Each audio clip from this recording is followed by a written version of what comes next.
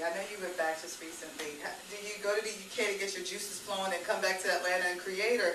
Yeah, that I really, miss me mama, miss my mom. I miss my family, all my immediate families. I can't. I mean, I'm not going back to live. It's too cold. I can't do the weather. I'm a Georgia peach now. I need sun. Okay. Nice. But I go home for home. I go home for the people who molded me, who know me, who can speak patois to me. Because my mum will get patois on me in a second. Make me feel this small again. You know what I mean? Like, right. I can't go over there and be, I'm in America, and I can't do that. Yeah. They're not having it. Right. And I don't try to, but I need to go where I can feel comfortable to, kick back, put my slippers on, my nice dressing gown, and watch Coronation Street, which is the corniest soap ever. But, I grew up watching it. There's all white people in there with rollers in their hair, but I like to watch that. That's what you did growing up. Yeah, so right. It's a place for me to be, not even just humbled, but also a place where I can feel at home and be myself totally, and not have to have, any feeling like, I've got to be Julie Dexter, which I'm not very good at anymore. My husband will tell you. He's like, you're not a good celebrity. I'll go to the store and I'll just show him up, because he'll be like, baby, you need to get it together. Because people know who you are and they recognize you. Just put some lipstick or something, okay? I'm just not a good celebrity. I'm not, when it comes to the actual performance and the show and meet and greet, I can put some makeup on. But generally, I'm very low key. I'm very just laid back and chill. So, yeah, I go home because that's the one place I can do that.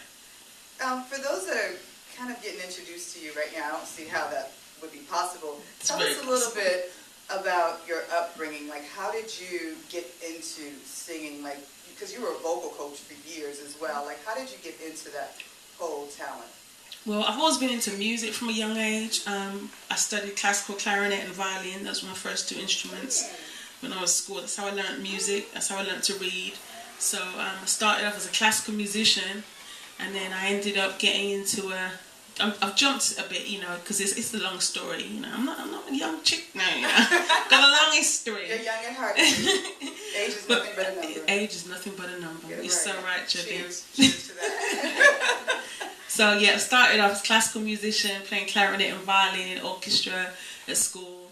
And England is, as you all know, it's a white country. It's predominantly white. So it's the black girl, you know what I mean? Didn't have a name. I was just the black girl in school that played the violin, or the black girl that plays the clarinet. Mm-hmm. So, I was very much in a white environment, so classical music was one of the few options I had. It's not like there were jazz bands or gospel bands, or even like now I see how you have in high schools and schools here, you can get funk bands and stuff in school. That wasn't an option, it was orchestra. You know what I'm saying?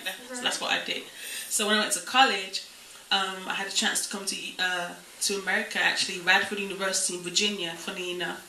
And I came with my classical clarinet, and I heard a jazz class, and I was like, I wanted to take that as part of my semesters to get my credits. So I walked into this jazz class, and I just remember seeing this music, C triangle, sharp, flat nine. It just looked like a foreign language, because if you know classical music, it's all written out for you, and you just play the notes. You haven't got to worry about it. But jazz, it'll be symbols. It's like C major 7. C triangle means that you play the chord of C major over it. So I didn't know anything about that. So I'm in there trying to play jazz and was just terrible at it on a clarinet. But I felt the music. I like the music of jazz. So I go back home. I'm like, I don't want to do classical clarinet anymore. I want to do jazz. We turned you out in the United States. You sure nice. did. Yeah, turned out on jazz. But I couldn't do the clarinet thing, but I could hear the music in my head. I knew I wanted to do jazz, so I started singing it. It was easy for me to use my voice, even though I didn't know I had a voice. I'd never used it before, but I heard jazz. I was able to scat the sounds in my head easier than I could on the clarinet. So I finished my degree and I majored in jazz voice instead of classical clarinet. And after that, I went out, into the world and started going to jam sessions in London. Jazz Cafe, it was probably the premier spot to go and, get on the stage and be a jazz musician, and was asked to join a band called, at that time, Tomorrow's Warriors, which was created by Gary Crosby, who was the founder of Jazz Warriors, which, if you're familiar with Courtney Pine and Cleveland Watkins, they were in that band. So they was like the premier jazz people in England at that time. I think I knew this. So yeah, this is like the history. Like if you know about J Life, which is a CD that's only on import because it's not even available here. That's like my first straight ahead jazz CD, and I did it with the band that I joined, and I got jazz awards, best jazz vocalist. We toured. I went to India, Mexico, Colombia. Basically toured the world as a jazz vocalist doing jazz for 10 years. So that was my foundation. I was known as a jazz singer. My history back home is, they know me as a jazz singer. So after doing it for about 10 years, I wanted to explore and find my voice as a writer, because, jazz, you're singing other people's songs, it's mostly standards, which I don't have a problem with at all, but I know I started getting into writing. So this is a long story. I'm trying to make it short. No. I hope you have the time. It's very interesting because I did not know all this. Okay. I did not know all this. So go ahead. So I'm doing jazz.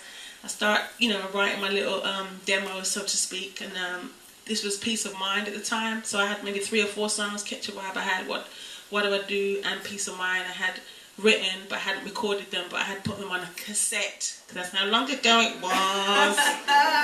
And I did a show.